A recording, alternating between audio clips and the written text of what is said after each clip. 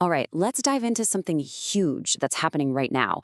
We're talking about a massive overhaul to a law that touches pretty much everything that gets built in America, from highways and bridges to new energy projects.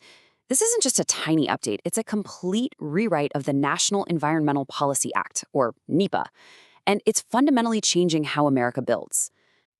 So that's the big question, right? What really happens when a law that's been the bedrock for federal decisions for more than 50 years gets totally reshaped? This is way more than just a minor tweak.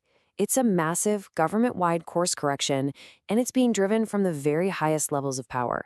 So yeah, let's get into it. Here's how we're going to break it all down. First, we'll look at what NEPA was supposed to do in the first place. Then, we'll see how it turned into what the Supreme Court itself called a roadblock. After that, we'll get into the unified call for change from all three branches of government, and then we'll walk through the brand new playbook. And finally, we'll cover what happens next. Okay, so let's start at the very beginning. What was the original promise of NEPA? Well, in a nutshell, it was all about one thing: making sure the government was making informed decisions. So NEPA became law way back in 1970, and it was basically designed as a look-before-you-leap law. Now, the most important phrase here is purely procedural. See, NEPA was never meant to tell an agency what to do.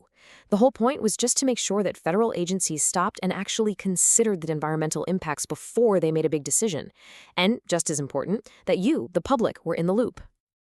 And the original goals were pretty ambitious, even poetic. The law was trying to create harmony between people and the environment, meet the needs of future generations, and make sure environmental issues got the same weight as economic or technical ones.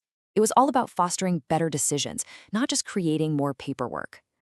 But over the decades, how NEPA was actually used started to drift pretty far from that original vision. Let's dig into the problem and see how this well-intentioned law became, in the eyes of many, a huge roadblock to the very progress it was supposed to help guide. And look, don't just take my word for it. This is a powerful, direct quote from the U.S. Supreme Court in 2025. This isn't some politician or talking head. This is the highest court in the country, saying that NEPA had morphed from a simple procedural check into something that was actively paralyzing the government's ability to get things done. The process itself had become the problem. So what did that paralysis actually look like on the ground? Well, it meant crazy long delays, environmental reports that would swell to hundreds, sometimes thousands of pages, and of course, the constant threat of lawsuits. The Supreme Court even pointed out that agencies, absolutely terrified of getting sued, just kept making their reports, their environmental impact statements, longer and longer, hoping that if they threw in the kitchen sink, no one could challenge them in court. So this all brings us to a moment that is truly rare in American politics, a unified demand for change from basically every corner of Washington. Something had to give. And this wasn't just one party or one branch pushing for reform. It was pretty much everyone, all at once. The Supreme Court actually called its own decision a course correction. But really, it was the final piece of a puzzle that had been coming together for a while. You had the president, Congress, and the Supreme Court all pointing in the exact same direction, all saying the same thing: NEPA is broken, and we need to fix it. And just look at how fast this all went down. It was like a domino effect. In 2023, Congress gets the ball rolling. A little over a year later, in January 2025, the president issues an executive order. Just a few months after that, boom, the Supreme Court hands down its landmark ruling. And then, to really nail it all down, Congress amends the law again just 2 months later. I mean, that kind of rapid-fire agreement is incredible, and it shows just how serious everyone was about overhauling the system. Okay, so with that powerful, unified mandate for change, what does the solution actually look like? Let's dive into the specifics of what we're calling the new NEPA playbook. The core idea here is a total reset. The White House Council on Environmental Quality, or CEQ, literally just rescinded decades of its old, complicated, one-size-fits-all regulations. They're gone. And the new priorities are crystal clear. Make the process faster, more efficient, and way more predictable. This slide right here really tells the whole story. It's a total paradigm shift. We're going from one central rulebook for every single agency to each agency developing its own procedures. We're moving from totally open-ended timelines to strict, legally mandated deadlines, and we're shifting from analyzing every possible tiny ripple effect to a tight focus on just the reasonably foreseeable effects of the project itself. So let's talk about those deadlines for a second. For the biggest, most complicated projects, the ones that need a full environmental impact statement, the new deadline is a firm 2 years, period. That alone is a huge signal from Congress that the endless, years-long reviews from the past are officially over. This one change is designed to dramatically speed things up. And it's not just about time. It's also about the sheer volume of paperwork. The page limit for most of those big reviews is now capped at 150 pages. Now, compare that to the old average of over 600 pages. It forces everyone to be concise, to focus on what actually matters, and to cut out all the fluff that wasn't helping anyone make a better decision anyway.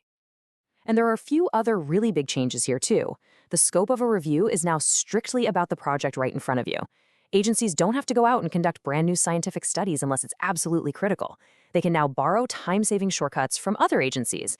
And, this one's really interesting, project sponsors can now actually pay a fee to get their reviews done even faster.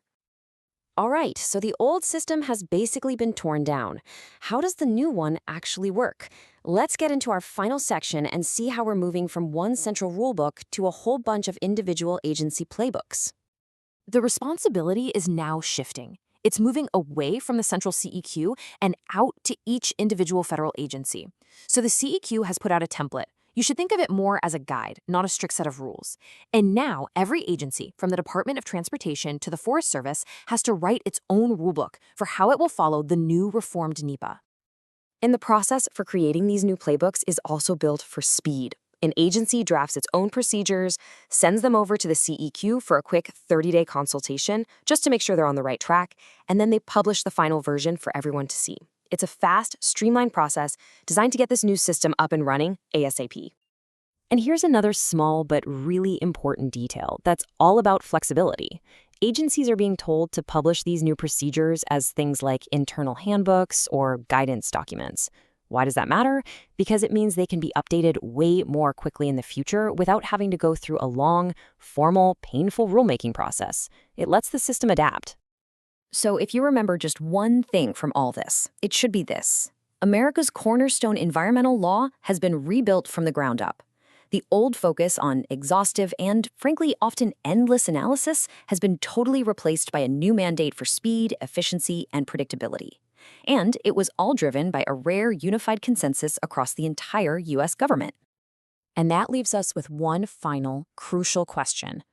This whole course correction is clearly designed to get things built faster. So the big question for the years ahead is this. How will this new streamlined system ultimately reshape that delicate and incredibly important balance between building up American infrastructure and upholding the original promise of protecting our environment?